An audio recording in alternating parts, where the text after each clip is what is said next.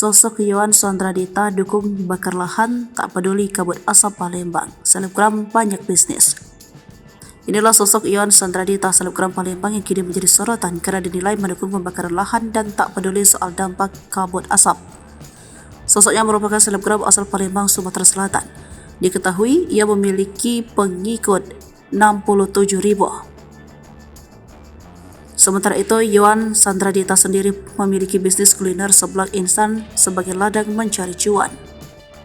Bisnis online yang dijalaninya tidak henti pembeli setiap hari.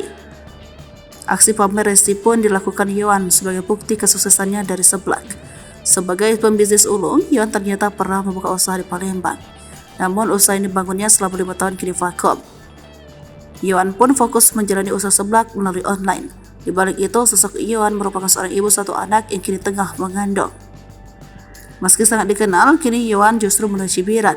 Sebuah videonya dinilai mendukung aksi pembakaran lahan, bahkan menyebut kabut asap adalah hal biasa dan semestinya bisa dimaklumi, menjadi sorotan. Atas tanggapan tersebut, pemilik akun Instagram Yohan Sandradita kini menuai hujatan netizen, terutama masyarakat kota Palembang dan sekitarnya. Video saat pemilik akun Yohan mengungkapkan pendapatnya terkait kebakaran hutan dan lahan serta kabut asap memang sudah tidak ada lagi di akun Instagramnya. Namun, video tersebut sudah diposting ulang oleh beberapa akun Instagram lain dan kini menarik perhatian netizen. Dalam unggahannya, pemilik nama Yohan itu dengan santai menyebut jika kabut asap di Palembang adalah hal biasa. Bahkan ia mengaku jika aksi pembakaran hutan untuk membuka lahan bukanlah sebuah masalah meskipun menyebabkan polusi kabut asap. Wanita itu justru menyebut kabut asap harus diterima masyarakat dengan biasa layaknya tak terjadi apapun.